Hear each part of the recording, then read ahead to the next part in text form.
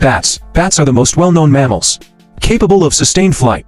Flying squirrels, although they cannot truly fly. Flying squirrels have a specialized membrane called a patagium that allows them to glide through the air between trees. Colugos. Colugos, also known as flying lemurs, are arboreal mammals found in Southeast Asia.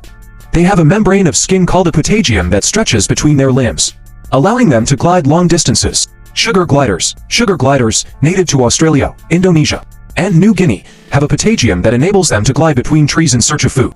Although bats are the only mammal species with real flight, these other mammals have characteristics that make it possible for them to glide.